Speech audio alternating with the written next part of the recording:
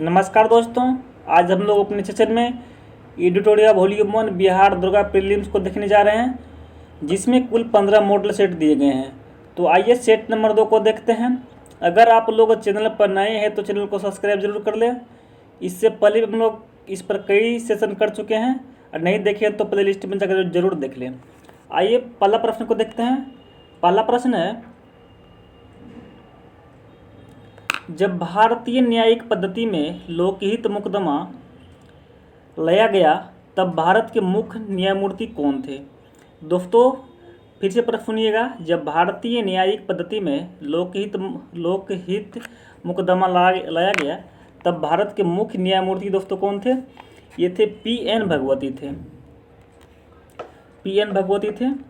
अगर इसे कुछ मुख्य फैक्टों की दोस्तों बात की जाए तो पी.एन. भगवती जनहित याचिका को सुरक्षित करने के लिए की गई मुकदमेबाजी को संदर्भित करती है तथा सामाजिक रूप से वंचित पार्टियों को न्याय की उपलब्धता को प्रदर्शित करती है। इस समय के न्यायमूर्ति पी.एन. भगवती थे। कौन थे? पी.एन. भगवती थे। इसको ध्यान रखिएगा। अगला प्रश्न है, संसद में धन विधेयकों के संदर्भ में निम्नलिखित में से कौन सा कथन गलत है? दोस्तों पढ़ते हैं, देखते हैं सब विकल्प को। यह केवल एक मंत्री के द्वारा पेश किया जाता है, न कि निजी सदस्य द्वारा। दूसरा विकल्प है, लोकसभा राज्यसभा की सभी या किसी भी सिफारिश को स्वीकार या अस्वीकार कर सकती है। अगला विकल्प है, इसे केवल लोकसभा में पेश किया जा सकता है। अगला विकल्प है, इसे राज्यसभा द्वारा अस्वीकार या संबोधित किया जा सकता है। तो दोस्तों ये जो है ऑप्शन डी में केवल यही गलत है, बाद में ये सभी दोस्तों क्या है? सही है। तो ऑप्शन इसका डी हो जाएगा, 2 का डी हो जाएगा। 2 गलत है केवल, बाद में सब सही है। अगला प्रश्न है, संविधान किस अनुच्छेद में संसद के संयुक्त अधिवेशन की व्यवस्था है? संविधान के किस अनुच्छेद में संसद के संयुक्त अधिवेशन की व्यवस्था की गई दोस्तों? तो ये अनुच्छेद 108 के अंतर्गत ये सब किए गए हैं। अनुच्छेद 108 के अंतर्गत इसके किए गए हैं। अगर इसकी कुछ प्रमुख फैक्टों की दोस्तों बात की जाए तो संविधान के अनुच्छेद 108 में संसद के संयुक्त अधिवेशन की व्यवस्था तो की गई है। संयुक्त अधिवेशन राष्ट्रपति दोस्तों राष्ट्रपति के द्वारा क्या होता है? बुला लिया जाता है तथा इसकी अध्यक्षता लोकसभा के अध्यक्ष करते हैं। लोकसभा के अध्यक्ष करते हैं। संयुक्त बैठक की अध्यक्षता की अनुपस्थिति के दौरान सदन का उपाध्यक्ष या यदि वह भी अनुपस्थित है तो राज्यसभा का उपसभापति के द्वारा दोस्तों किया जाता है। उपसभापति के द्वारा किया जाता है। इसको ध्यान रखिएगा। आगे बढ़ते हैं, अगला प्रश्न को देखते हैं। अगला प्रश्न है, भारत के संविधान में किस पद का उल्लेख नहीं है? भारत के संविधान में किस पद का उल्लेख नहीं किया गया दोस्तों? पहला विकल्प देखते हैं, भारत का उपाध्यक्ष किया गया है। भारत के उप प्रधानमंत्री भारत के उप प्रधानमंत्री नहीं होते, इसका उल्लेख नहीं किया गया है। बाद में राज्यसभा का उपाध्यक्ष इसका भी किया गया है। राज्य विधानसभा को इसका भी किया गया है। टिफन पर देखिएगा दोस्तों, बी ही कथन क्या है? गलत है। आगे बढ़ते हैं, अगला प्रश्न को देखते हैं। अगला प्रश्न है, निम्नलिखित में से कौन सा संविधान संशोधन राष्ट्रपति को किसी भी मामले को पुनः विचार करने के लिए मंत्रिमंडल को भेजने की शक्ति प्रदान करता है? दोस्तों अगर बात की जाए तो 44वां संविधान संशोधन अधिनियम 1978, 44वां संविधान संशोधन 1978 की दोस्तों बात की जाए तो ये कहता है कि किसी विषय को पुनर्विचार के लिए मंत्रिमंडल के पास भेजने की शक्ति प्रदान करता है। हालांकि ऐसे पुनर्विचार के बाद राष्ट्रपति को दी गई सलाह के अनुसार भी कार्य करना पड़ता है। दोस्तों तो इसका आंसर क्या हो जाएगा? इसका आंसर सी ही हो जाएगा। अगर दोस्तों 39वां संविधान संशोधन की बात की जाए तो दोस्तों 1975 में हुए थे। 1975 में हुए थे। इसके मुख्य फैक्ट ये थे, इसके द्वारा राष्ट्रपति उपराष्ट्रपति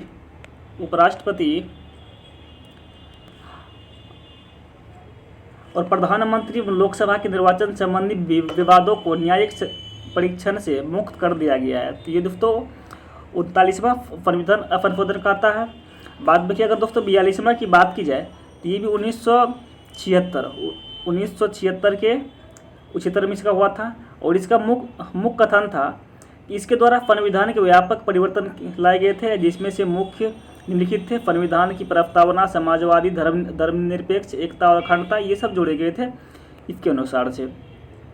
बाद बाकी 44वां को देख ही लिए हैं। अगर 93 की बात की जाए दोस्तों, ये 2006 में हुए थे, 2006 में 93 हुआ था। बाद में अगर इसके कुछ मुख्य फैक्टरों की दोस्तों बात की जाए तो ये शिक्षा संस्थानों में अनुसूचित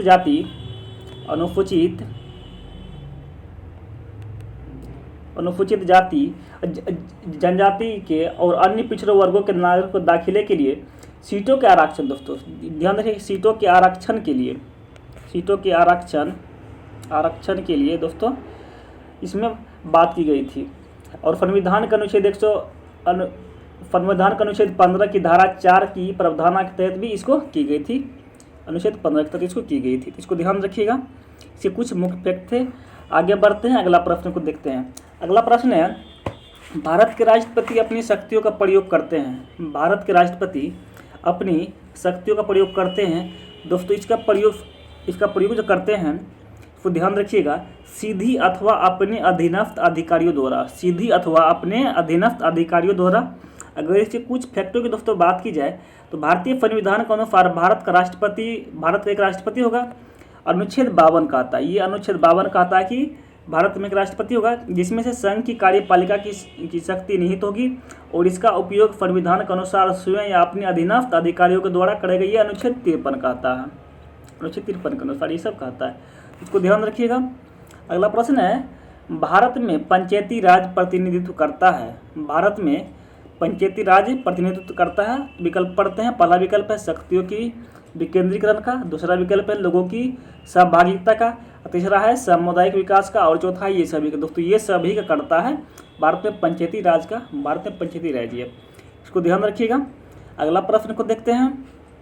9वां प्रश्न है, भारत में राजनीतिक दलों का पंजीकरण निम्नलिखित प्रावधानों में से किसके अनुसार किया जाता है। भारत में राजनीतिक दलों का पंजीकरण निम्नलिखित प्रावधानों में से किसके अनुसार किया जाता है। तो दोस्तों अगर पढ़ लेते हैं, लोक प्रतिनिधि अधिनियम 1951, दूसरा विकल्प है लोक प्रतिनिधि अधिनियम 1950, तीसरा है चुनाव आयोग अपनी बैठक की कार्यवाही में, और चौथा विकल्प है भारत की संसद द्वारा। तो ये जो दोस्तों ये पहला विकल्प जो है लोक प्रतिनिधि अधिनियम 1951, इसी के द्वारा दोस्तों ये सब किया जाता है। अगर इसे कुछ मुख्य फैक्टरों की दोस्तों बात की जाए तो राजनीतिक दलों का पंजीकरण और निबंधन, चुनाव आयोजित कराने संबंधी प्रावधान, चुनाव कराने की अधिसूचना एवं नामांकन पत्र दाखिल कराने, नामांकन पत्रों की जांच तथा उम्मीदवारों के नाम वापस लेने आदि सभी प्रावधान अधिनियम 1951 के तहत ही दोस्तों किया गया है और इसी का वर्णन इसमें ही किया गया है। तो इसको ध्यान रखिएगा, इसका आंसर ये हो जाएगा। अगला प्रश्न है, राज्य मानवाधिकार आयोग अपना वार्षिक प्रतिवेदन किसके समक्ष प्रस्तुत करती है। तो ये दोस्तों करती है राज्य सरकार के समक्ष प्रस्तुत करती है। अगर इसके कुछ मुख्य फैक्टरों की दोस्तों बात की जाए तो ये मानवाधिकार संरक्षण अधिनियम 1993 के अनुसार राज्य मानव अधिकार आयोग राज्य सरकार को वार्षिक प्रतिवेदन प्रस्तुत करता है और राज्य सरकार इस प्रतिवेदन को विधानमंडल के सदन या सदनों के समक्ष रखवाता है। तो इसको ध्यान रखिएगा, बहुत इंपोर्टेंट क्वेश्चन था। अगला प्रश्न है, रोलेट एक्ट का भारतीय कांग्रेस ने विरोध किया क्योंकि इसका लक्ष्य था। दोस्तों इसका लक्ष्य था व्यक्तिगत स्वतंत्रता को सीमित करना। इसका प्रमुख लक्ष्य था दोस्तों व्यक्तिगत स्वतंत्रता को सीमित करना, इसी का पूरा लक्ष्य था। अगर इसको दोस्तों को कुछ बात की जाए रोलेट एक्ट की, तो ये दोस्तों मार्च 1919 में इसका लागू हुआ था। इस एक्ट के अनुसार किसी भी व्यक्ति को संदेह मात्र के आधार पर गिरफ्तार किया जा सकता था या उसे मुकदमे के माध्यम से दंडित किया जा सकता था। भारतीय नेताओं ने दोस्तों इस काले कानून की भी संज्ञा दी थी। भारतीय नेताओं ने इसे काले कानून की भी संज्ञा दी थी। इसको ध्यान रखिएगा। अगला प्रश्न है, निम्नलिखित में से कौन आत्मीय सभा के संस्थापक है। निम्नलिखित में से कौन आत्मीय सभा के संस्थापक है। दोस्तों आत्मीय सभा के संस्थापक दोस्तों बात की जाए तो ये राजा राम मोहन राय थे, राजा राम मोहन राय थे। अगर इसके कुछ फैक्टों की दोस्तों बात की जाए तो आत्मीय सभा की स्थापना राजा राम मोहन राय द्वारा 1815 ईस्वी में दोस्तों किया गया था, 1815 में किया गया था। और कहाँ किया गया था दोस्तों, ये कलकत्ता में किया गया था, कलकत्ता में किया गया था। और दयानंद सरस्वती ने आर्य समाज की स्थापना की थी, दयानंद सरस्वती ने आर्य समाज की स्थापना की थी। आर्य समाज की स्थापना दोस्तों 1875 ईस्वी में की थी। तथा स्वामी विवेकानंद ने रामकृष्ण मिशन की स्थापना 1897 में इसकी की थी। इसको सबको ध्यान रखिएगा, इसकी कुछ मुख्य थे। अगला प्रश्न है, हुमायूं द्वारा लड़े गए 4 प्रमुख युद्धों में सही क्रम कौन सा है? हुमायूं द्वारा लड़े गए 4 प्रमुख युद्धों का क्रम पूछ रहा दोस्तों कौन सा है? तो इसको ध्यान रखिएगा। पहला जो है देवरा है, दूसरा चौसा है, दूसरा चौसा है, और तीसरा कन्नौज है, और चौथा सरहिंद है। तो देखिए दोस्तों कौन सा है, तो देवरा, चौसा, कन्नौज और सरहिंद। दोस्तों ये विकल्प डी में दिया गया है, और विकल्प डी क्या है, सही है, बाद बाकी सब क्या है, गलत है। इसको ध्यान रखिएगा। अगला प्रश्न है, मालाबार में मोपला विद्रोह किसके शासनकाल में हुआ था दोस्तों? ये और दोस्तों मालाबार में मोपला विद्रोह का परिणाम पूछ रहा, परिणाम दोस्तों क्या था? तो इसका परिणाम दोस्तों था खिलाफत आंदोलन। इसका जो परिणाम था ये था, क्या था, खिलाफत आंदोलन था। अगर इसको कुछ फैक्टों की दोस्तों बात की जाए तो मोपला विद्रोह 1921 में हुआ था, और किसके केरल के तट पर हुआ था? कहाँ? केरला के तट पर हुआ था। और खिलाफत आंदोलन के परिणाम स्वरूप ये सब प्रारंभ हुआ था। ये आंदोलन भूमिकर और पट्टेदारी से जुड़ता हुआ सांप्रदायिक रूप धारण कर लिया, और भूमिपतियों जो प्रायः हिंदू थे, हिंदू के विरुद्ध सशस्त्र संघर्ष प्रारंभ कर दिया। और मोपलाओं ने स्थानीय खिलाफत नेता अली मुफलियार को अपना राजा घोषित कर लिया। अली मुफलियार को अपना राजा क्या कर लिया दोस्तों? घोषित कर लिया। तो इसका ये मुख्य फैक्ट है, इसको ध्यान रखिएगा। अगला प्रश्न है, किसने कहा था आज़ादी हमारी पहुंच के अंतर्गत है, हमें इसे कस कर पकड़ना चाहिए? ये दोस्तों कहा था महात्मा गांधी ने कहे थे। अगर इसे कुछ फैक्टों की दोस्तों बात की जाए तो भारत छोड़ो आंदोलन के समय महात्मा गांधी ने ये सब कहा था, और आज़ादी हमारी पहुंच के अंतर्गत इसे हम कस के पकड़ना चाहिए। इसी के अवसर पर महात्मा गांधी ने करो या मरो, तो करो या मरो की नारा भी दिया था। इसको ध्यान रखिएगा। अगला प्रश्न है, भारतीय राष्ट्रीय कांग्रेस के द्वितीय मुस्लिम अध्यक्ष कौन थे? भारतीय राष्ट्रीय कांग्रेस के द्वितीय मुस्लिम अध्यक्ष की दोस्तों बात की जाए तो ये रहीमुद्दौला सियानी थे, रहीमुद्दौला सियानी थे। अगर इससे कुछ मुख्य फैक्टों की दोस्तों बात की जाए तो भारतीय राष्ट्रीय कांग्रेस के द्वितीय मुस्लिम तो रहीमुद्दौला मुतल्लिब सियानी थे। इन्होंने 1896 के कलकत्ता अधिवेशन की अध्यक्षता की थी, और इस अधिवेशन में पहली बार वंदे मातरम गाया गया था। इसको ध्यान रखिएगा। अगला प्रश्न है, निम्नलिखित में से किस एक पुरातत्व से पाषाण के संस्कृति से लेकर हड़प्पा सभ्यता तक के सांस्कृतिक अवशेष प्राप्त हुए हैं? दोस्तों किसी मेहरगढ़ से ये प्राप्त हुए हैं। अगर बात की जाए तो बलूचिस्तान जो पाकिस्तान में स्थित है, पुरास्थल मेहरगढ़ से पाषाण संस्कृति से लेकर हड़प्पा सभ्यता तक के सांस्कृतिक अवशेष दोस्तों प्राप्त यहीं से हुए थे, तो ध्यान रखिएगा। अगला प्रश्न है, गौतम बुद्ध को एक देवता का स्थान किस राजा के समय प्राप्त हुआ? गौतम बुद्ध को एक देवता का स्थान किस राजा के समय में ये सब प्राप्त हुआ था? ये दोस्तों कनिष्क के समय में इसका ये सब पद प्राप्त हुआ था। और कनिष्क के शासनकाल में ही संपन्न चतुर्थ बौद्ध संगीति धर्म और बौद्ध धर्म 2 भागों जैसे हीनयान और महायान में विभाजित हो गया था। और महायान संप्रदाय को मानने वाले लोगों ने बुद्ध को देवता माना और उनकी पूजा अर्चना भी शुरू की थी। इसको ध्यान रखिएगा। तो इसका आंसर भी हो जाएगा कनिष्क के समय में। अगला प्रश्न है, चंद्रगुप्त मौर्य ने सेल्यूकस को किस वर्ष में पराजित किया था? चंद्रगुप्त मौर्य ने सेल्यूकस को किस वर्ष में पराजित किया था? दोस्तों ये 305 ईस्वी में इसको पराजित किया था, 305 ईस्वी में। अगर इसकी बात की जाए तो मौर्य वंश के संस्थापक चंद्रगुप्त मौर्य ने सेल्यूकस निकेटर को 305 में ईस्वी में पराजित किया था। और संघर्ष के बाद हुई संधि की शर्तों के अनुसार चंद्रगुप्त मौर्य को हेरात, कंधार,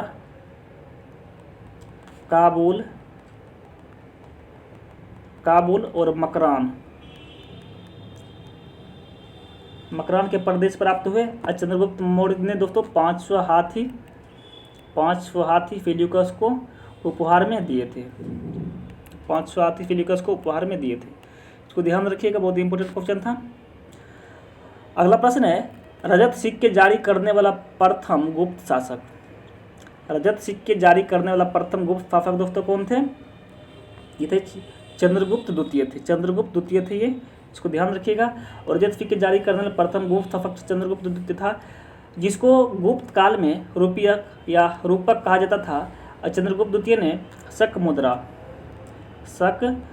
मुद्राओं के ही अनुकरण पर रजत मुद्राओं का उत्कीर्ण करवाया था। इसको ध्यान रखिएगा, बहुत इंपॉर्टेंट क्वेश्चन था।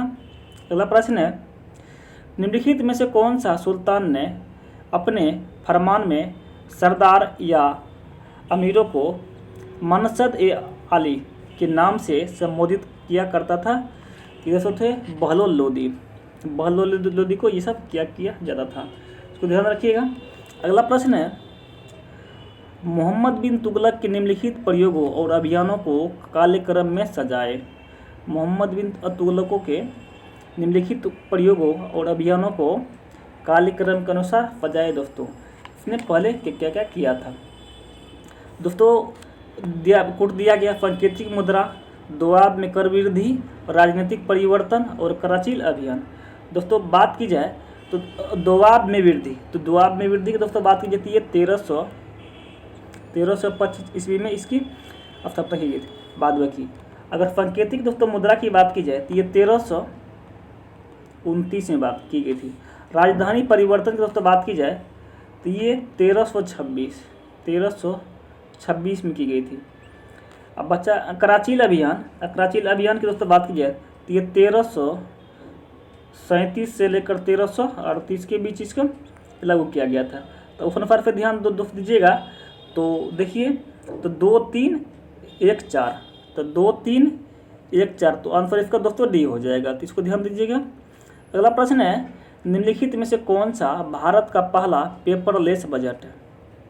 पेपरलेस की दोस्तों बात की जाए और बोल रहा कि पहला, दोस्तों जिसमें पहला लग जाता है वो अपने आप में बहुत इंपॉर्टेंट क्वेश्चन बन जाता है, इसको ध्यान रखिएगा। फिर से क्वेश्चन सुना देते हैं, निम्नलिखित में से कौन सा भारत का पहला पेपरलेस बजट है? तो दोस्तों केंद्रीय बजट 2021 से 22 का जो बजट था यही क्या है? पेपरलेस बजट था, इसको ध्यान रखिएगा। और ये वित्त मंत्री निर्मला सीतारमण के द्वारा पेश किया गया था, इसको ध्यान रखिएगा। अगला प्रश्न है, पोंग और तापू किस राज्य के लिए लोकप्रिय नृत्य है? पोंग और तापू किस राज्य के लिए दोस्तों लोकप्रिय नृत्य है? यह है अरुणाचल प्रदेश के क्या है? बहुत इंपॉर्टेंट लोकप्रिय नृत्य है, इसको ध्यान रखिएगा। अगला प्रश्न है, निम्नलिखित में से कौन सा एक जल प्रदूषक नहीं है? दोस्तों हिमनद जो है, ये जल प्रदूषक नहीं है। बाद बाकी गाद, आर्सेनिक, क्रोमियम ये सब क्या है? ये सब जल प्रदूषक है, इसको ध्यान रखिएगा, हिमनद नहीं है। अगला प्रश्न है, निम्नलिखित युग्मों में से कौन सा एक सही सुमेलित नहीं है? पहला विकल्प दोस्तों सानिया रिचर्ड्स, ये हॉकी। दूसरा विकल्प है पॉल पोगबा, फुटबॉल। तीसरा है पामेला जेजेलेमो, भारोत्तोलन। चौथा है किरोन पोलार्ड, ये क्रिकेट। दोस्तों सी में जो दिया गया है पामेला भारोत्तोलन, ये दोस्तों गलत है, बाद बाकी सभी सही है। तब इसकी व्याख्या भी देख लेते हैं दोस्तों। तब इसकी व्याख्या की दोस्तों बात की जाए तो पामेला जेमेलो एक केनिया के मध्यम दूरी की एक धावक है जो 800 मीटर में विशेषता रखती है। वह पहली केनियाई महिला है जिन्होंने ओलंपिक स्वर्ण पदक में 2008 में जीता था। 2008 में ओलंपिक में स्वर्ण पदक किसने जीता था? इसको ध्यान रखिएगा, ओलंपिक इसका हो जाएगा। अगला प्रश्न है, निम्नलिखित में से किस विद्वान ने मानव विकास की अवधारणा की शुरुआत की? निम्नलिखित में से किस विद्वान ने मानव विकास की अवधारणा की शुरुआत की थी? तो दोस्तों की थी डॉक्टर महबूब उल हक। डॉक्टर महबूब उल हक ने इसी ने की थी। अगर इसे कुछ बात की जाए फैक्टों की, तो मानव विकास सूचकांक की अवधारणा का विकास पाकिस्तान के, ये दोस्तों कहाँ के थे? पाकिस्तान के थे। पाकिस्तान के ये दोस्तों अर्थशास्त्री है। क्या है? अर्थशास्त्री महबूब उल हक द्वारा किया गया था दोस्तों। और पहला मानव विकास सूचकांक 1990 में जारी किया गया था। 1990 में जारी किया गया था। यह सूचकांक संयुक्त राष्ट्र विकास कार्यक्रम के द्वारा जारी किया जाता है। अगला प्रश्न देखिए, अगला प्रश्न है WTO का पूर्ववर्ती नाम था। WTO का पूर्ववर्ती नाम था दोस्तों गेट था। क्या था? गेट था। अगर इसकी बात की जाए तो गेट का the general agreement on the general agreement on tariffs and trade, इसका ये दोस्तों फुल फॉर्म। तो दोस्तों इसका आंसर क्या हो जाएगा? बी हो जाएगा, गेट हो जाएगा। अगला प्रश्न है सिलिकॉन वैली कहाँ स्थित है? सिलिकॉन वैली कहाँ स्थित है? अगर दोस्तों इसकी फैक्ट को बात की जाए तो सिलिकॉन वैली जो है ये अमेरिका के सैन फ्रांसिस्को के खाड़ी, अमेरिका के सैन फ्रांसिस्को खाड़ी के दक्षिणी भाग में स्थित है। यह दुनिया की एक प्रमुख क्या है? IT कंपनीज है दोस्तों। इसका क्या है? ये दुनिया क्या है? एक IT ये कंपनी है, इसको ध्यान रखिएगा। अगला प्रश्न है एक पारिस्थितिकी तंत्र के जैविक घटकों में शामिल है। एक पारिस्थितिकी तंत्र के जैविक घटकों में शामिल है। तो अगर दोस्तों बात की जाए जैविक घटकों की, तो इसके अंतर्गत क्या आते हैं? उत्पाद, उपभोक्ता एवं अपघटक। उत्पाद, उपभोक्ता एवं अपघटक आते हैं, इसको ध्यान रखिएगा। इसका आंसर सी हो जाएगा। अगला प्रश्न है नेशनल ग्रीन ट्रिब्यूनल भारत सरकार द्वारा स्थापित किया गया था।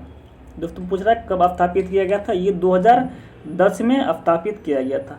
अगर इसे कुछ फैक्टों की दोस्तों बात की जाए तो राष्ट्रीय हरित न्यायाधिकरण भारत सरकार द्वारा 18 अक्टूबर 2010 को पेशकश किया गया था। इसके द्वारा पर्यावरण की दोस्तों बात की जाए, पर्यावरण संरक्षण एवं प्राकृतिक संसाधनों से संबंधित मामलों का निपटारा किया जाता है। किसके द्वारा दोस्तों? इसी NGT के द्वारा, इसको ध्यान रखिएगा। अगला प्रश्न है जैविक ऑक्सीजन डिमांड एक प्रकार का प्रदूषण सूचकांक है। जैविक ऑक्सीजन डिमांड एक प्रकार का प्रदूषण सूचकांक है दोस्तों। क्या चीज़ का है? ये है क्या? जलीय वातावरण का। जलीय वातावरण क्या है? एक प्रदूषण सूचकांक, इसको ध्यान रखिएगा। अगर इसे कुछ बात कीजिए फैक्टर को दोस्तों, तो जल प्रदूषण मापने की मुख्य इकाई है BOD बोर्ड जो होता है एक जलीय प्रदूषण मापने की मुख्य इकाई है। कार्बनिक अपशिष्ट अपघटित होने के लिए जल निकायों में घुलनशील ऑक्सीजन का उपयोग करते हैं, जिससे जल में घुलनशील ऑक्सीजन की मात्रा घट जाने से उसकी मांग बढ़ जाती है और बोर्ड का अधिक होना जल के संक्रमित होने को दर्शाता है, इसको ध्यान रखिएगा। अगला प्रश्न है राष्ट्रीय युवा दिवस 2023 का मुख्य थीम क्या था? राष्ट्रीय युवा दिवस 2023 का थीम दोस्तों क्या था? तो इसका थीम था विकसित युवा विकसित भारत। तो देखिए दोस्तों विकसित युवा विकसित भारत कहाँ है दोस्तों? बी में है, तो इसको ध्यान रखिएगा। इसका मुख्य थीम था। और दोस्तों ये प्रतिवर्ष 12 जनवरी को माना जाता है। और स्वामी विवेकानंद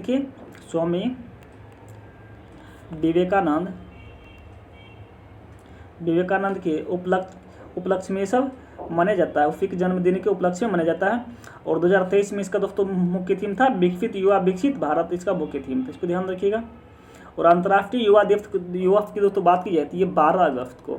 अंतर्राष्ट्रीय युवा दिवस की दोस्तों बात की जाती है 12 अगस्त को प्रतिवर्ष मनाया जाता है, इसको ध्यान रखिएगा। अगला प्रश्न है हाल ही में प्रसिद्ध व्यक्तित्व वाणी जयराम का निधन हो गया, उनका संबंध किस खेल से था? दोस्तों उसका संबंध था संगीत क्षेत्र से उसका संबंध था, इसको ध्यान रखिएगा। और ये पार्श्व गायिका थी। इनका निधन फरवरी 2023 में इसका निधन हो गया। अगला प्रश्न है 74वां गणतंत्र दिवस की झांकी में किस राज्य की झांकी को प्रथम स्थान दिया गया? तो प्रथम स्थान की दोस्तों बात की जाती है झारखंड को दिया गया। और दूसरे स्थान पर दोस्तों बात की जाए तो महाराष्ट्र, दूसरे स्थान पर महाराष्ट्र को दिया गया तथा तीसरे स्थान पर उत्तर प्रदेश, तीसरे स्थान पर उत्तर प्रदेश को दिया गया। तो इस पर ध्यान रखिए, पहला झारखंड, दूसरा महाराष्ट्र और तीसरा उत्तर प्रदेश को दिया गया। इसको ध्यान रखिए, बहुत इंपॉर्टेंट क्वेश्चन है। अगला प्रश्न है दादा साहेब फाल्के अंतर्राष्ट्रीय पुरस्कार, दादा साहेब फाल्के अंतर्राष्ट्रीय पुरस्कार हेतु किस फिल्म को बेस्ट फिल्म के लिए चुना गया है? तो दोस्तों द कश्मीर फाइल जो है इसको बेस्ट फिल्म के रूप में इसको चुना गया है। तो इसका आंसर क्या हो जाएगा दोस्तों? सी हो जाएगा, इसको ध्यान रखिएगा। और जो जबकि फिल्म ऑफ द ईयर का खिताब दोस्तों किसने जीता है? Film of the year, film of the year का खिताब दोस्तों तिरपाल आर जो था, तिरपाल आर NTR का, उसी का दोस्तों उसको मिला है। इसको ध्यान रखिएगा। अगला प्रश्न है भारतीय वायुसेना के नए उप प्रमुख कौन बने हैं? भारतीय सेना के नए उप प्रमुख दोस्तों कौन बने हैं? ये बने हैं अमरप्रीत सिंह बने हैं। अगर इससे कुछ बातों के जो फैक्टों की, भारतीय वायुसेना के नए उप प्रमुख एयर मार्शल अमरप्रीत सिंह बने हैं। वर्तमान में वायुसेना के प्रमुख विवेक राम चौधरी बने हैं। और वायुसेना दिवस प्रतिवर्ष दोस्तों 15 अक्टूबर को माना जाता है, 15 अक्टूबर को मनाया जाता है, 15 अक्टूबर को, इसको ध्यान रखिएगा। अगला प्रश्न है आर्थिक सर्वेक्षण 2023 के अनुसार नारियल उत्पादन में किस राज्य का स्थान प्रथम है? तो दोस्तों अगर बात की जाए तो आर्थिक सर्वेक्षण 2022 से 23 के बीच, 2022 से 2023 के बीच घोषणा के अनुसार नारियल उत्पादन में प्रथम स्थान दोस्तों का किसका है? केरला का है। और जबकि दूसरा स्थान कर्नाटक का, दूसरा कर्नाटक का। और जबकि दोस्तों तीसरे स्थान की दोस्तों बात की जाती है, तीसरा कौन हो जाएगा? तमिलनाडु। तो पहला दोस्त केरल, दूसरा कर्नाटक और तीसरा तमिलनाडु हो जाएगा, इसको ध्यान रखिएगा। तो इस प्रकार से इसका आंसर क्या हो जाएगा? डी हो जाएगा, केरला हो जाएगा। अगला प्रश्न है 17वां वन स्थिति रिपोर्ट 2021 के अनुसार भारत के कितने राज्यों या केंद्रशासित प्रदेशों ने 33% भूभाग पर वनावरण लक्ष्य को प्राप्त किया है? ये तो कितना किया है? 17 कर लिया है। अगर इसको बात की जाए तो 17वां वन स्थिति रिपोर्ट 2021 के अनुसार भारत के लगभग 17 राज्यों में केंद्रशासित प्रदेशों में 33% दोस्तों वनावरण लक्ष्य को प्राप्त किया है। और देश में कुल वनावरण एवं वृक्षावरण का प्रतिशत दोस्तों कितना है? 24.62। इसका क्या है? परसेंटेज का पूरा देश में है रखा गया है। अगला प्रश्न है पहली बार BCCI द्वारा आयोजित महिला प्रीमियर लीग 2023 में कुल कितनी टीम भाग लेगी? तो इसमें टीम की दोस्तों बात की जा रही है, तो इसमें कुल 5 टीम इसमें भाग लेगी। और अगर इसका कुछ फैक्टरों की दोस्तों बात की जाए तो सबसे महंगी खिलाड़ी के रूप में स्मृति मंदाना, सबसे महंगी खिलाड़ी के रूप में दोस्तों बात की जाए तो स्मृति मंदाना को चुना गया है। अगर दोस्तों कितना दोस्तों इसका रखा गया है तो 3.40 करोड़ इतना भी इसका खरीदा गया है। और WPL के पहले सीजन खिताब MI ने जीत लिया है। किसने? MI ने दोस्तों जीत लिया, इसको ध्यान रखिएगा। अगला प्रश्न है नवोदित लेखकों को प्रोत्साहित करने के उद्देश्य से भारत सरकार ने किस योजना की शुरुआत की है? दोस्तों युवा 2.0 इसी का इसने शुरुआत किया गया है। और 30 वर्ष से कम उम्र के युवा नवोदित लेखकों को प्रोत्साहित करने के उद्देश्य से शिक्षा मंत्रालय द्वारा 2.0 योजना शुरुआत की गई है। और यह योजना नेशनल बुक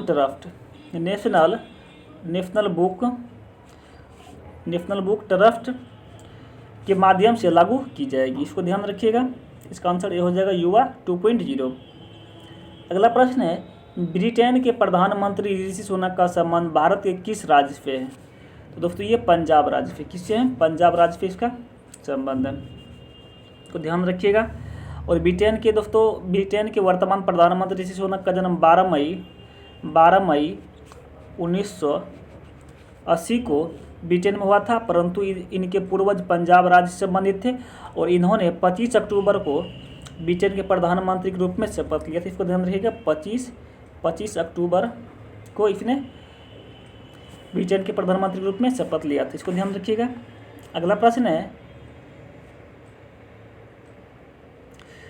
पुरुष T20 वर्ल्ड कप का आयोजन वर्ष 2026 में कहाँ किया जाएगा? पुरुष T20 वर्ल्ड कप का आयोजन 2026 में दोस्तों कहाँ किया जाएगा? पहला विकल्प है भारत, दूसरा श्रीलंका, तीसरा है बांग्लादेश।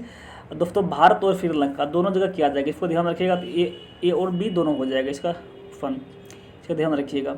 अगला प्रश्न है, राष्ट्रमंडल खेल 2022 में स्वर्ण पदक जीतने वाले सुधीर लाट का संबंध किस खेल से है? दोस्तों इसका जो है भारोत्तोलन जो इसी से संबंध है। और राष्ट्रमंडल खेल 2022 का आयोजन बर्मिंघम में दोस्तों किया जाएगा, बर्मिंघम में इसका आयोजन किया जाएगा, जो कहाँ दोस्तों इंग्लैंड में है। इसमें भारत का दोस्तों स्थान कौन सा रहा है? चौथा। इसमें भारत का स्थान रहा चौथा, इसमें स्थान रहा भारत का चौथा। और दोस्तों इसमें बात की जाए तो भारत ने 22 स्वर्ण पदक एवं 16 रजत पदक तथा 23 कांस्य पदक जीते हैं। और कुल मिलाकर दोस्तों ये 61 पदक जीते थे। और सुधीर लाट जिनका संबंध हरियाणा राज्य से है, दोस्तों हरियाणा राज्य से है, इन्होंने भारोत्तोलन में स्वर्ण पदक जीता था। आगे ध्यान रखिएगा। अगला प्रश्न है, बजट 2023 के अनुसार प्राथमिक घाटा का कितना परसेंट है? बजट 2023 के अनुसार प्राथमिक घाटा जीडीपी का कितना परसेंट है दोस्तों? तो अगर इस घाटा को दोस्तों बात की जाए तो बजट 2023 से 24 के अनुसार प्राथमिक घाटा कुल जीडीपी का दोस्तों 2.3% अर्थात 7.06 लाख करोड़ रुपया इतना घाटा में रहा। तो इसको ध्यान रखिएगा। तो इसका आंसर दोस्तों क्या हो जाएगा? बी हो जाएगा। अगला प्रश्न है, सिक्किम का नया राज्यपाल किसे नियुक्त किया गया? सिक्किम का नया राज्यपाल किसे दोस्तों नियुक्त किया गया था? अगर बात की जाए तो सिक्किम की 12 फरवरी 2023 के अनुसार दोस्तों जारी विज्ञप्ति के अनुसार 4 राज्यों में नए राज्यपाल नियुक्त किए गए, जिसके अनुसार सिक्किम के नए राज्यपाल के रूप में दोस्तों लक्ष्मण प्रसाद आचार्य दोस्तों इसका राज्यपाल नियुक्त किया गया। इसको ध्यान रखिएगा। अगला प्रश्न है, यूनिसेफ इंडिया के नए राजदूत कौन बने हैं? यूनिसेफ इंडिया के नए राजदूत दोस्तों कौन बने हैं? संयुक्त राष्ट्र बालकोष के अनुसार दोस्तों सिने अभिनेता आयुष्मान खुराना को भारत में अपना नया पदावन दूत नियुक्त किया गया। इसका दोस्तों आंसर क्या हो जाएगा? ये हो जाएगा आयुष्मान खुराना, इसका हो जाएगा। इसको ध्यान रखिएगा। अगला प्रश्न है, वीर गार्जियन संयुक्त सैन्य अभ्यास भारत और जापान के बीच मध्य हुआ था। इसका आयोजन किया गया था दोस्तों, कहाँ किया गया था? इसके आयोजन की दोस्तों बात की जाए तो ये हायाकुड़ी है, यहीं से किया गया था। और दोस्तों ये भारतीय दल का नेतृत्व इसमें महिला स्क्वाड्रन लीडर अवनी चतुर्वेदी ने दोस्तों इसका किया था। इसको ध्यान रखिएगा। अगला प्रश्न है, प्रधानमंत्री नरेंद्र मोदी द्वारा आदि महोत्सव का शुभारंभ कहाँ किया गया? प्रधानमंत्री नरेंद्र मोदी द्वारा आदि महोत्सव का शुभारंभ दोस्तों कहाँ किया गया था? इसको दोस्तों 12 से 27 फरवरी तक दिल्ली के मेजर ध्यानचंद नेशनल स्टेडियम में आदि महोत्सव का आयोजन किया गया दोस्तों। और इसका प्रतिवर्ष जनजातीय मंत्रालय के द्वारा दोस्तों किया जाता है। इसको ध्यान रखिए, कहाँ? दिल्ली में इसका किया गया था, प्रधानमंत्री नरेंद्र मोदी द्वारा वहाँ किया गया था। इसको ध्यान रखिएगा। अगला प्रश्न है, T20 cricketer of the year 2022 का खिताब का अवार्ड किसे दिया गया है? T20 cricketer of the year 2022 पर दोस्तों किसे दिया गया है? तो ये सूर्य कुमार यादव को दोस्तों दिया गया है। इसको ध्यान रखिएगा। अगला प्रश्न है, पद्म विभूषण पुरस्कार 2023 से सम्मानित श्रीनिवास वर्धन का संबंध किस खेल से है? तो दोस्तों इसका संबंध की दोस्तों बात की जाए तो 2023 में कुल 6 नागरिकों को पद्म पुरस्कार से सम्मानित किया गया था। कुल 6 नागरिकों को पद्म पुरस्कार दिया गया था, और जिसमें से श्रीनिवास वर्धन का संबंध विज्ञान एवं इंजीनियर से है। इसको ध्यान रखिएगा, किससे था दोस्तों? विज्ञान एवं इंजीनियर से। इसको ध्यान रखिएगा, आंसर ए हो जाएगा इसका। अगला प्रश्न है, प्रसिद्ध राजनीतिज्ञ शरद यादव जिनका हाल ही में निधन हो गया, वे कितनी बार लोकसभा हेतु चुने गए थे? तो ये 7 बार चुने गए थे। अगर इससे कुछ फैक्टों की दोस्तों बात की जाए तो प्रसिद्ध समाजवादी नेता शरद यादव का निधन हाल ही में हो गया दोस्तों, और वे लगातार 7 बार लोकसभा की और 3 बार दोस्तों राज्यसभा, 3 बार राज्यसभा की नेता चुने गए थे। अगला प्रश्न है, दुनिया का सबसे लंबा रिवर क्रूज, दुनिया का सबसे लंबा रिवर क्रूज MV गंगा विलास ने कितने दिनों की यात्रा पूरी की है? ये तो 51 दिनों की दोस्तों ये यात्रा पूरी कर ली। तो इसका आंसर क्या हो जाएगा? ए हो जाएगा। और दुनिया का सबसे लंबा रिवर क्रूज MV गंगा विलास को प्रधानमंत्री नरेंद्र मोदी ने 13 जनवरी को हरी झंडी दिखाकर रवाना किया था। और इस क्रूज ने लगभग 3200 किलोमीटर की यात्रा 51 दिनों में दोस्तों पूरा कर ली थी। इसका आंसर दोस्तों ए हो जाएगा। अगला प्रश्न है, भारत सरकार ने किस देश से 12 चीते लाने हेतु समझौता किया है? दोस्तों किस देश से किए हैं? तो ये किए हैं दक्षिण अफ्रीका के साथ इसने कर लिए हैं। इसको ध्यान रखिएगा। जिसके अंतर्गत दोस्तों 7 नर और 5 मादा चीते की बात की गई है। अगला प्रश्न है, पुस्तक the magic of the last story के लेखक दोस्तों कौन है? इसके दोस्तों अगर इस बात की जाए तो प्रसिद्ध पुस्तक the magic of the last story पुस्तक के दोस्तों लेखक सुधा मूर्ति है। कौन है? सुधा मूर्ति है। और एवं हैप्पी प्लेस पुस्तक के लेखक दोस्तों कौन है? हैप्पी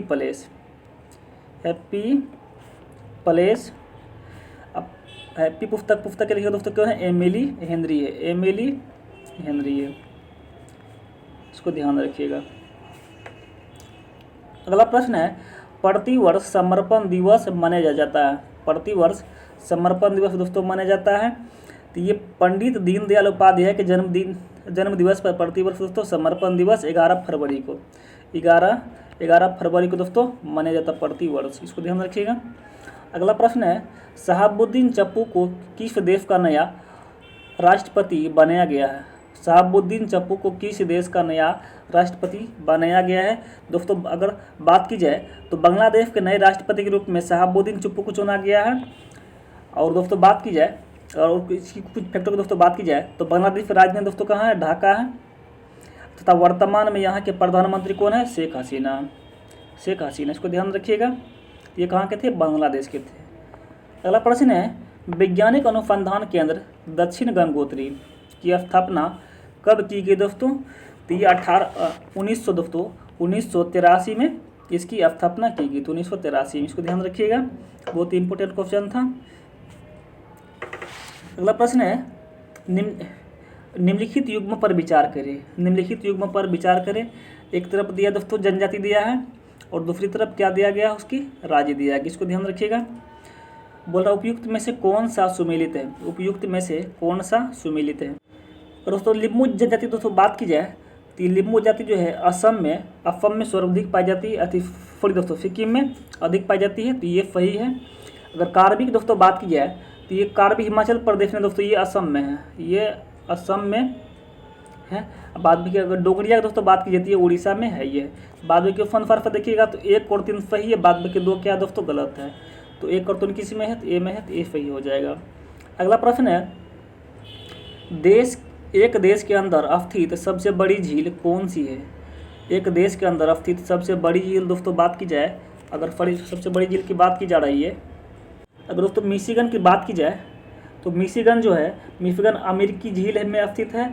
और इस झील का दोस्तों क्षेत्रफल की बात की जाए तो 58,000 वर्ग किलोमीटर है। और यह देश में स्थित सबसे बड़ी क्या है? कि झील है। इसको ध्यान रखिएगा।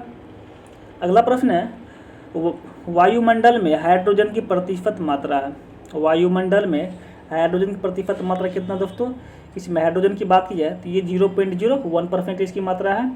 अगर दोस्तों ऑक्सीजन की बात की जाए तो ऑक्सीजन दोस्तों कितना है? 21% है। अगर कार्बन डाइऑक्साइड की बात की जाए कार्बन डाइऑक्साइड की 0.03% है। और हाइड्रोजन दोस्तों कितना है? 0.01%। इसको ध्यान रखिएगा। तो आंसर ए हो जाएगा। अगला प्रश्न है, निम्नलिखित में से कौन सी जलधारा गर्म जलधारा का उदाहरण नहीं है? निम्नलिखित में से कौन सी जलधारा गर्म जलधारा की दोस्तों उदाहरण नहीं है? पेरुवियन जो दोस्तों है बाद में ये गर्म जलधारा का उदाहरण नहीं है। बाद में सुसीमा और एल निनो ये सब क्या दोस्तों? गर्म जलधारा। अगर एक दोस्तों की बात की जाए तो पेरुवियन जो है प्रशांत महासागर की ठंडी जलधारा है, जबकि सुसीमा और एल निनो क्यूरोसियो आदि गर्म जलधारा का उदाहरण है। और प्रशांत महासागर विश्व का सबसे गहरा महासागर है और इसकी आकृति तो क्या है, त्रिभुजाकार है। इसको ध्यान रखिएगा। अगला प्रश्न है, भारतीय मानसून या मौसमी विस्थापन से इंगित है, जिसका प्रमुख कारण है।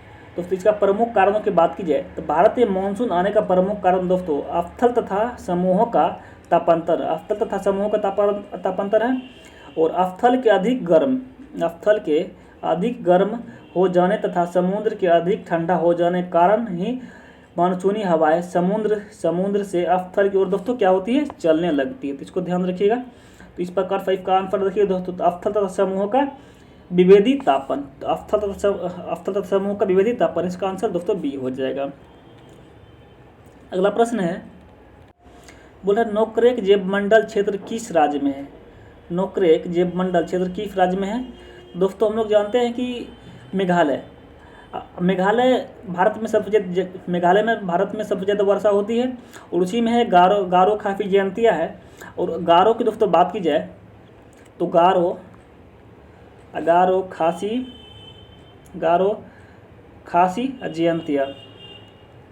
जयंतिया ये तीनों पहाड़ियाँ कहाँ हैं, मेघालय में है।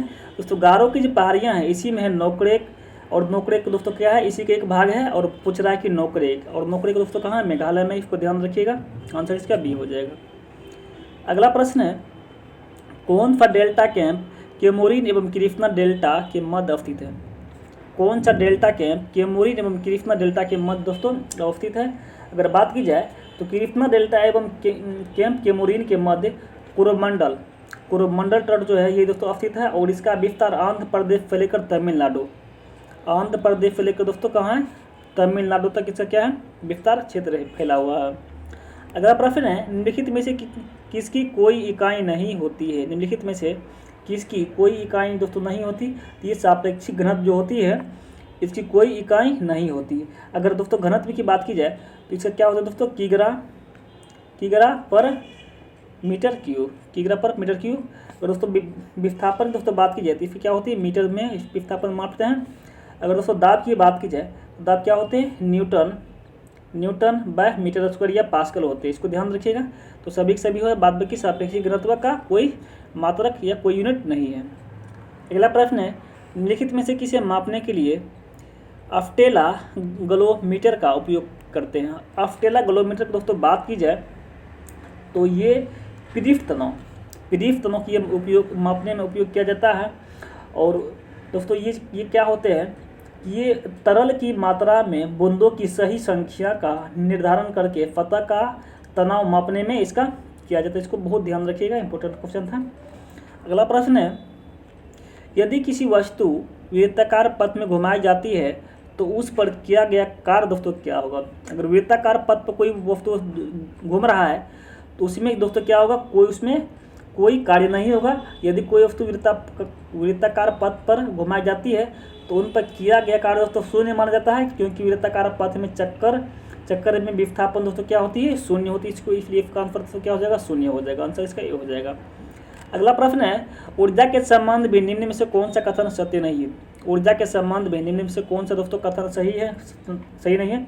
अगर दोस्तों ऊर्जा की बात की जाए तो ऊर्जा किसी वस्तु का वह गुण होता है जिसे किसी एक वस्तु से दूसरे वस्तु में दोस्तों क्या होती है, ट्रांसफर या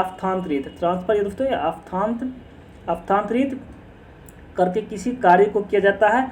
ऊर्जा में तो दोस्तों न तो उत्पन्न की जा सकती है और न ही दोस्तों इसे नष्ट किया जा सकता है, केवल अवस्थांतरित किया जा सकता है। तो इस प्रकार से दोस्तों देखिएगा तो ऊर्जा के दौरान निर्गत ऊर्जा क्या होती है, निर्गत ऊर्जा निर्वात में जाती है। तो इसको ध्यान रखिएगा। तो इसका दोस्तों आंसर क्या होगा, इसका आंसर डी हो जाएगा। आंसर डी हो जाएगा। अगला प्रश्न है, एक पत्थर किसी स्प्रिंग तुला पर बांधा हुआ है। निम्नलिखित स्थिति में से कौन सी स्प्रिंग तुला की रीडिंग में सबसे कम भार दिखाएगी। अगर दोस्तों बात की जाए स्प्रिंग की तो एक पत्थर की किसी स्प्रिंग तुला पर बंधा हुआ है। जब वह पत्थर किसी बीकर में लिए पानी में पूरी तरह से निमज्जित हो जाते हैं तो स्प्रिंग तुला के रीडिंग में दोस्तों क्या होगा, सबसे कम भार दिखाई देगा। तो इस प्रकार से दोस्तों देखिएगा तो इसका आंसर सी में विकल्प में दिया हुआ है, जब वह पत्थर किसी बीकर के लिए पानी में पूरी तरह से होगा तो वो निजमित हो जाती है। दोस्तों इसका आंसर सी हो जाएगा, इसको ध्यान रखिएगा। अगला प्रश्न है, बोरोसिलिकेट ग्लास बर्तन का माइक्रोवेव ओवन में प्रयोग किया जाता है क्योंकि दोस्तों अगला पहला विकल्प यह भंगुर नहीं है, दूसरा विकल्प यह अत्यधिक ऊष्मा प्रतिरोधी है, तीसरा है यह किसी भी अन्य बर्तन से अधिक तेजी से खाना बनाता है, चौथा विकल्प यह ऊर्जा कुशल होता है। अगर दोस्तों इसकी बात की जाए तो बोरोसिलिकेट ग्लास बर्तन का माइक्रोवेव ओवन में प्रयोग किया तो जाता है क्योंकि यह दोस्तों क्या है, अत्यधिक ऊष्मा प्रतिरोधी होता है। क्योंकि दोस्तों ये क्या है, यह अत्यधिक ऊष्मा प्रतिरोधी होता है, इसलिए इसका प्रयोग किया जाता है। दोस्तों इसका आंसर क्या हो जाएगा, बी हो जाएगा। अगला प्रश्न है, किसी विस्फोट के कारण समुद्र के तल पर बनने वाली लहरें क्या होती है। किसी विस्फोट के कारण समुद्र के तल पर बनने वाली लहरें क्या होती है, ये दोस्तों क्या होती है, तरंगदैर्घ्य ये होती है। इसको ध्यान रखिएगा, आंसर इससे क्या हो जाएगी, बी हो जाएगी। अगला प्रश्न है, हाइड्रोजन के अणु का नाभिक किससे बना होता है। हाइड्रोजन अणु का नाभिक दोस्तों किससे बना होता है। तो अगर बात की जाए तो हाइड्रोजन परमाणु में दोस्तों एक प्रोटॉन और एक इलेक्ट्रॉन होते हैं, और प्रोटॉन परमाणु के नाभिक में रहता है तथा इलेक्ट्रॉन के नाभिक के चारों ओर एक चक्कर लगाता रहता है, और हाइड्रोजन परमाणु में न्यूट्रॉन क्या होते तो अनुपस्थित रहती। तो इस प्रकार दोस्तों क्या हो जाएगा, केवल एक प्रोटॉन इसका हो जाएगा। आज का आंसर दोस्तों क्या हो जाएगा, ए हो जाएगा। अगला प्रश्न है, निम्नलिखित में से कौन सा विकल्प फंयोजक यौगिक का गुण नहीं है। निम्नलिखित में से कौन सा विकल्प फंयोजक यौगिक का दोस्तों क्या है, गुण नहीं है।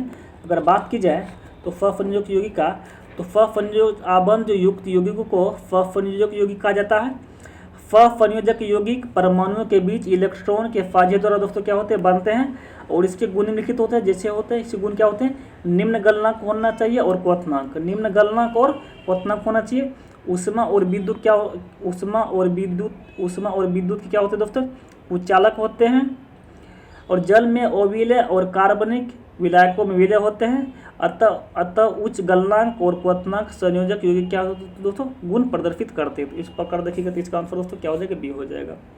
अगला प्रश्न है, इथेनॉल को इथेन में परिवर्तित करने के लिए डिहाइड्रेटिंग एजेंट के रूप में प्रयोग किया जाता है क्योंकि दोस्तों इथेनॉल को इथेन में परिवर्तित करने के लिए डिहाइड्रेटिंग एजेंट के रूप में सांद्र सल्फ्यूरिक का अम्ल का उपयोग किया जाता है, इसीलिए दोस्तों इसका प्रयोग किया जाता है। तो इस प्रकार देखिएगा तो इसका आंसर तो क्या हो जाएगा, आंसर डी हो जाएगा। अगला प्रश्न है, आधुनिक आवर्त सारणी में प्रथम धात्विक तत्व है। आधुनिक आवर्त सारणी में प्रथम धात्विक तत्व है जिसको क्या है, लिथियम है, जबकि हाइड्रोजन का प्रथम अधात्विक तत्व है, जबकि हाइड्रोजन प्रथम अधात्विक तत्व है। इसको ध्यान रखिएगा। अगला प्रश्न है, उदासीन गैसीय परमाणु के बाह्यतम कक्षा या कोष से एक इलेक्ट्रॉन को हटाने के लिए निम्नलिखित में किसकी आवश्यकता होती है। अगर दोस्तों बात की जाए तो किसी तत्व के परमाणु के बाह्यतम कक्षा को या कोष में इलेक्ट्रॉन के बाहर निकलने में निर्मुक्त हुई ऊर्जा को आयन कहते हैं। और दोस्तों अगर बात की जाए तो ऊर्जा आयन आवर्त सारणी के वर्ग में ऊपर से नीचे आने पर घटती है तथा किसी वर्ग में बाएं से दाएं जाने पर दोस्तों क्या होती है, बढ़ती जाती है। तो इस प्रकार से क्या हो गया, आयन ऊर्जा, इसका आंसर हो जाएगा, आंसर ए हो जाएगा। अगला प्रश्न है, निम्नलिखित में से प्रति अम्ल के संगठन के रूप में किसका प्रयोग किया जाता है। निम्नलिखित में से प्रति अम्ल के संगठन के रूप में किसका प्रयोग दोस्तों किया जाता है। अगर बात की जाए तो ये सोडियम हाइड्रोजन कार्बन जो है इसी का दोस्तों प्रयोग किया जाता है। इसका आंसर दोस्तों क्या हो जाएगा, आंसर सी हो जाएगा। अगला प्रश्न है, जब सिल्वर ब्रोमाइड को सूर्य की रोशनी में रखा जाता है तब कौन सी गैस बनती है। तो दोस्तों जब सिल्वर ब्रोमाइड की सूर्य की रोशनी में रखा जाता है तब तो ब्रोमीन गैस बनती है। कुछ दोस्तों ब्रोमीन गैस बनती है, इसको ध्यान रखिएगा। और ब्रोमीन एक द्रव अधातु है। ब्रोमीन क्या द्रव वो धातु है। यह हेलोजन समूह का है। किसका समझ दोस्तों, यह हेलोजन समूह का सदस्य है। और ब्रोमीन साधारण ताप पर गहरे लाल बादामी रंग के दोस्तों द्रव के रूप में पाया जाता है, इसको ध्यान रखिएगा। अगला प्रश्न है, उस अभिक्रिया को क्या कहते हैं जिसके द्वारा कोई धातु अपने आसपास उपस्थित नमी, एसिड या इत्यादि द्वारा प्रभावित होते हैं। तो अगर दोस्तों इसकी बात की जाए इसको क्या बोलते हैं, इसको बोलते हैं संक्षारण हो जाना। इसका प्रमुख उदाहरण इसका हो जाएगा। अगर दोस्तों अगला प्रश्न की बात की जाए, अगला प्रश्न है, निम्नलिखित में से कौन सा शब्द निम्नलिखित में से कौन सा शब्द पशु व्यवहार जैविक अध्ययन का सबसे अच्छा वर्णन करता है? तो दोस्तों इसकी बात की जाए तो पशु व्यवहार का जैविक अध्ययन इथोलॉजी कहलाता है। दोस्तों इसका आंसर क्या हो जाएगा? ए हो जाएगा। अगर दोस्तों इथोलॉजी की दोस्तों बात की जाए तो ये मानव जाति का विज्ञान, इथोलॉजी की दोस्तों बात की जाती है मानव जाति विज्ञान का अध्ययन करता है दोस्तों। अगर दोस्तों इटियोलॉजी की दोस्तों बात की जाए तो ये रोगों के कारण का अध्ययन दोस्तों दिखाता है। बाद में की एंटोमोलॉजी की दोस्तों बात की जाती है कीटों का अध्ययन, ये कीटों का अध्ययन दर्शाता है। अगर दोस्तों इथनोलॉजी की दोस्तों बात की जाए तो ये दोस्तों इसका चर्चा हम लोग कर ही चुके हैं इथनोलॉजी का, इसको ध्यान रखिएगा। अगला प्रश्न है किस कोशिकांग को कोशिका का मास्टर कहा जाता है? किस कोशिकांग को कोशिका का मास्टर दोस्तों कहा जाता है? अगर बात कीजिए नाभिक को दोस्तों, इसी को ये मास्टर कहा जाता है। और जो ये जो होते हैं नाभिक कोशिका के डीएनए के ब्लूप्रिंट के अवयव में समूहित होते हैं, डीएनए के अवयव में समूहित होते हैं। इसका आंसर दोस्तों क्या हो जाएगा? ए हो जाएगा। अगला प्रश्न है निम्नलिखित में से कौन सा अस्थायी उत्तक एक पौधे को कठोर और मजबूत बनाता है? निम्नलिखित में से कौन सा एक अस्थायी उत्तक पौधे को कठोर और मजबूत बनाता है दोस्तों? तो ये कौन बनाता है? ये अफ्क्लेरना कायमा बनाती है। और यह उत्तक पौधे को कठोर और मजबूत बनाता है। यह क्या है? एक साधारण अस्थायी उत्तक है, साधारण अस्थायी उत्तक है दोस्तों। इस प्रकार से ट्रैफिक क्या हो जाएगा? ट्रैफिक का डी हो जाएगा। अगला प्रश्न है निम्नलिखित में से कौन सा दूध का प्रोटीन, निम्नलिखित में से कौन सा दूध का प्रोटीन है? अगर दोस्तों बात की जाए तो केसिन जो होता है ये दूध का दोस्तों क्या होती है? ये प्रोटीन होते हैं। और केफिन प्रोटीन एक फोस्फोप्रोटीन, क्या है दोस्तों? ये फोस्फोप्रोटीन है जिसमें सभी आवश्यक अमीनो अम्ल फिर होते हैं और जो आमतौर पर स्तनधारियों के दूध में पाया जाता है। तो इसका आंसर दोस्तों क्या हो जाएगा? बी हो जाएगा। अगला प्रश्न को देखते हैं। अगला प्रश्न है जिन अंगों की मूल संरचना भिन्न होती है लेकिन दिखने में एक जैसे होते हैं और उनके कार्य भी समान होते हैं दोस्तों, उनको क्या कहा जाता है? अगर उनकी दोस्तों बात की जाए तो उसको क्या बोलते हैं दोस्तों? इसको समरूप उसको बोलते हैं। क्या बोलते हैं? समरूप अंग उसको बोलते हैं। आंसर इसका सी हो जाएगा। अगर दोस्तों बात की जाए तो वे अंग जो समान कार्य करते हैं तथा देखने में भी समान होते हैं लेकिन उसकी उत्पत्ति और संरचना भिन्न होती है, उसको दोस्तों क्या बोलते हैं? समरूप उसको बोलते हैं। तो इसका आंसर सी हो जाएगा। अगला प्रश्न है निम्नलिखित में से कौन एक अंतःपरजीवी का उदाहरण? निम्नलिखित में से कौन सा एक अंतःपरजीवी का उदाहरण है? अंतःपरजीवी की दोस्तों बात की जाए तो फीताकृमि एक अंतःपरजीवी, फीताकृमि जो है ये एक अंतःपरजीवी है। जब अतिथि परपोषी को अंतः फतह या भीतर रहता है तो उसे दोस्तों क्या बोलते हैं? अंतःपरजीवी इसको बोलता है। इंडो पैरासाइट इसको बोला जाता है, इंडो पैरासाइट इसको बोला जाता है। इसको ध्यान रखिएगा। अगला प्रश्न है ऑक्टोपस की खून का रंग कैसा होता है? ऑक्टोपस का खून का रंग दोस्तों कैसा होता है? इसका अगर बात की जाए तो ऑक्टोपस एक संघ मोलक्का संघ के अंतर्गत आता है। ऑक्टोपस में दोस्तों श्वसन जो होते हैं वो वर्णक हीमोसाइनिन होता है जिसके कारण रक्त का दोस्तों उसका कारण जो होता है रक्त का रंग उसका दोस्तों क्या होता है? नीला होता है। क्या होता है? नीला होता है। इसको ध्यान रखिएगा। इसका आंसर दोस्तों सी हो जाएगा। और होमोसोपियन में दोस्तों कॉपर धातु पाया जाता है। इसको ध्यान रखिएगा। अगला प्रश्न है मानव शरीर के किस अंग पर एंजियोप्लास्टी की जाती है? मानव शरीर के किस अंग पर एंजियोप्लास्टी की जाती है? अगर एंजियोप्लास्टी की दोस्तों बात की जाए तो मानव शरीर के हृदय अंग पर दोस्तों, हृदय अंग जो होते हैं इसी पर क्या है? एंजियोप्लास्टी किया जाता है। अगर दोस्तों बात की जाए तो एंजियोप्लास्टी एक ऐसी सर्जिकल प्रक्रिया है जिसमें हृदय की मांसपेशियों तक ब्लड सप्लाई करने वाले वाहिकाओं को खोला जाता है। और डॉक्टर अक्सर दिल का दौरा या स्ट्रोक जैसी समस्याओं के बाद एंजियोप्लास्टी का सहारा लेते हैं। इसको ध्यान रखिएगा। दिल का दौरा करन ये सब सहारा लेते हैं। इसको ध्यान रखिएगा।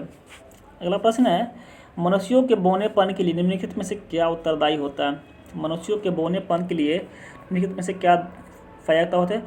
तो तुम लोग जानते हैं कि हमारे शरीर में पाए जाने वाले ग्रोथ हार्मोन पीयूष ग्रंथि है। क्या दोस्तों? पीयूष ग्रंथि होता है, इस हार्मोन के बिना दोस्तों मांसपेशियों का गठन और हड्डियों का घनत्व बढ़ना मुश्किल हो जाता है, जो बौनेपन का दोस्तों क्या होते हैं, एक घोतक भी होते हैं। इस प्रकार देखिएगा तो पीयूष ग्रंथि दोस्तों क्या होते हैं, एक बहुत इंपॉर्टेंट भाग होता है। आंसर इसका डी हो जाएगा। अगला प्रश्न है, इनमें से किस रोग से पीड़ित रोगी भी नेत्रदान कर सकता है? इनमें से किस रोग से पीड़ित रोगी भी नेत्रदान कर सकता है? अगर दोस्तों नेत्रदान की दोस्तों बात की जाए तो मधुमेह रोग से पीड़ित रोगी भी नेत्रदान कर सकता है, जबकि एड्स, रेबीज, हैजा, टिटनस, ल्यूकेमिया, मेनिंजाइटिस, ध्यान दीजिएगा, एड्स, रेबीज, हैजा, टिटनस और ल्यूकेमिया में जैसे रोग पीड़ित व्यक्ति नेत्रदान नहीं कर सकता। केवल दोस्तों मधुमेह से पीड़ित रोग इसमें कर सकते हैं। ये सब नहीं होगा दोस्तों, बाद बाकी इसका आंसर क्या होगा, ए होगा। अगला प्रश्न है, निम्नलिखित में से कौन सा पदार्थ तंबाकू में मौजूद होता है? निम्नलिखित में से कौन सा पदार्थ तंबाकू में मौजूद होता है? तो दोस्तों तंबाकू की दोस्तों बात की जाए तो निकोटिन पदार्थ तंबाकू में दोस्तों क्या होते हैं, मौजूद होते हैं। और तंबाकू निकोटियाना टुबैको नामक पौधे को पत्तियों से प्राप्त होता है। तंबाकू में निकोटिन, बेंजपायरिन तथा तार आदि इल्कोलाइड होते हैं, जो शरीर के लिए अत्यंत क्या है दोस्तों, हानिकारक भी होते हैं। इसको ध्यान रखिएगा, हानिकारक भी होते हैं। इसका आंसर सी हो जाएगा। अगला प्रश्न है, निम्न में से लघु उद्योग की समस्या क्या है? निम्न में से लघु उद्योग की समस्या दोस्तों की बात की जा रही। अगर वो बात की जाए तो लघु उद्योग दोस्तों वर्तमान में भारतीय लघु उद्योगों के प्रमुख समस्या की बात की जाए, जिसमें पूंजी का भाव, बाद में की विपणन की समस्या, कच्चे माल का अभाव, आधारभूत संरचना, ये सब क्या दोस्तों, सभी दोस्तों क्या है, सभी सब हो सकता है समस्या लघु उद्योगों का। अगला प्रश्न है, सेनवेट का संबंध है। सेनवेट का दोस्तों संबंध पूछ रहा है। सेनवेट का संबंध दोस्तों क्या चीज़ से है, तो केंद्रीय उत्पाद शुल्क से दोस्तों क्या है, सेनवेट का संबंध। इसको ध्यान रखिएगा। जो दोस्तों अगर सेनवेट की दोस्तों बात की जाए तो central value added tax, central value added tax होता है। इसको ध्यान रखिएगा। अगला प्रश्न है, अगर बात की भारत में कागजी मुद्रा प्रथम बार कब शुरू की गई? तो दोस्तों भारत में कागजी मुद्रा की बात की जाए तो ये भारत सरकार द्वारा सर्वप्रथम कागजी मुद्रा 1862 में जारी की गई थी। इसको ध्यान रखिएगा। इसका आंसर ये हो जाएगा। अगला प्रश्न है, निम्न में से कौन सी एक भारतीय रिजर्व बैंक का कार्य नहीं, निम्न में से कौन से एक भारतीय रिजर्व बैंक का एक कार्य नहीं होता है? दोस्तों भारतीय रिजर्व बैंक की दोस्तों बात की जाए तो साख सृजन जो होता है ये भारतीय बैंक का काम नहीं होता है। साख सृजन का कार्य वाणिज्यिक बैंकों द्वारा किया जाता है। किसके द्वारा दोस्तों, वाणिज्यिक बैंकों द्वारा किया जाता है। इसको ध्यान रखिएगा। अगला प्रश्न है, मैथमेटिक्स से बोल रहा कि 5 क्रमिक विषम संख्याओं का औसत 21 है, तो उनमें सबसे छोटी संख्या दोस्तों ज्ञात करें। अगर दोस्तों ऑप्शन के अकॉर्डिंग चलते हैं तो ले लीजिए दोस्तों 17 ले लीजिए, 19 ले लीजिए, 21 ले लीजिए, 23 ले लीजिए और 25 ले लीजिए। और पूछ रहा है कि इसमें सबसे छोटी संख्या दोस्तों बात की इसमें क्या हो जाएगा, 17 हो जाएगा। दोस्तों आंसर इसका बी हो जाएगा ऑप्शन के अकॉर्डिंग। अगला प्रश्न को देखते हैं। अगला प्रश्न है, राम को एक परीक्षा में उत्तीर्ण होने के लिए 36% अंक प्राप्त करने थे, उनमें से 24 अंक प्राप्त किए तथा 9 अंकों से क्या हो गया दोस्तों, अनुत्तीर्ण रहा। तो परीक्षा का पूर्णांक पूछ रहा है। माना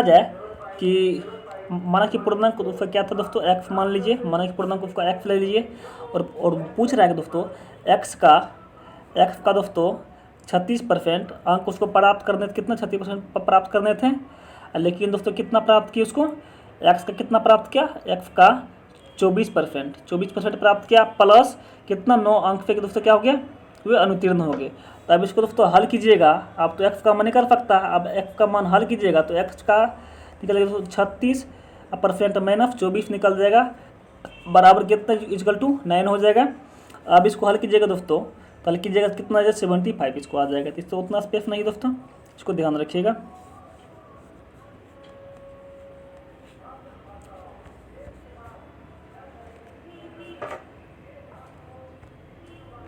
अगला प्रश्न दोस्तों, अगला प्रश्न है कि एक कारीगर m मिनट में जे वस्तु बनाता है तो 2/3 घंटों में वह कितने वस्तु बनाता है।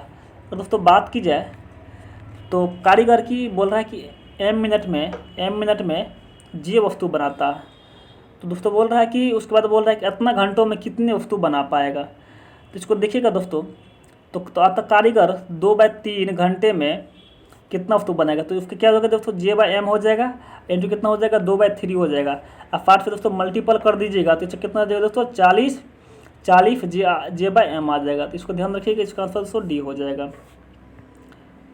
अगला प्रश्न है, एक सिपाही किसी चोर का पीछा कर रहा है। एक सिपाही किसी चोर का पीछा कर रहा है तथा चोर से 100 मीटर पीछे है। यदि सिपाही तथा चोर की चालों का अनुपात 5:4 है तो पकड़े जाने पर चोर की दूरी तय कितना कर चुका होगा। अब देखिए दोस्तों, बात की जाए सिपाही द्वारा 1 मिनट का अंतर पूरा करने पर चोर द्वारा तय की गई दूरी की दोस्तों बात की जाए तो इस कितना आ जाएगा, अगर दोनों को डिफरेंस किया जाएगा 4 आ जाएगा। अगर दोस्तों बात की जाए सिपाही द्वारा 100 मीटर का अंतर पूरा करने पर चोर द्वारा तय की दूरी दोस्तों कितना हो जाएगा। अगर 1 मिनट में 4 का फाफला आ रहा है तो दोस्तों 4 × अगर 100 कर दीजिएगा तो कितना दोस्तों आ जाएगा 400 इसका फाफला आ जाएगा। तो आंसर क्या बी हो जाएगा।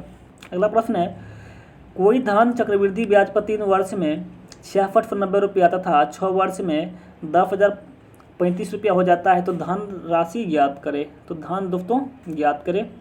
अगर बात की जाए तो मान सकते हैं दोस्तों कि माना कि मूलधन एक्स ले लीजिए। माना कि मूलधन बराबर दोस्तों एक्स मान लीजिए। दर रेट बराबर दोस्तों कितना 8% कुछ भी मान सकते हैं। तो इस प्रकार से तोड़िएगा दोस्तों तो एक्स का 1/r/100 दोस्तों कितना आ जाएगा 3 वर्ष है तो 3 ऊपर में आ जाएगा। उसके बाद बोल रहा है कितना आ जाएगा 6690 आ जाएगा। 6690 इसका फिर दोस्तों 6690 यहाँ हो जाएगा। अगर दोस्तों दूसरा समीकरण क्या बनेगा, एक्स का दोस्तों 1 + r/ कितना हो जाएगा 100 हो जाएगा। और इस पर कितना बोल रहा है 6 वर्ष के लिए 6 आगे आ जाएगा। और कितना बोल रहा है 10,035 में बोल रहा है। अब दोस्तों समीकरण 1 में 2 से भाग दीजिएगा तो दोस्तों कितना आ जाएगा 10,035 आ जाएगा बटे 6690 बराबर 3/2 इसका निकल जाएगा। उस प्रकार से तोड़िएगा दोस्तों कितना आ जाएगा 4460 इसका आंसर दोस्तों आ जाएगा। आंसर इसका ए हो जाएगा। तो इस प्रकार दोस्तों आज हम लोग अपने सेशन में एडिटोरिया का 100 क्वेश्चन को देखे हैं। तो हमें उम्मीद है कि आप लोग को अच्छा लगे तो लाइक सब्सक्राइब जरूर करें और साथ में बेल आइकन को भी दबा दें। हम लोग फिर मिलते हैं नेक्स्ट सेशन में। Thank you very much, have a nice day.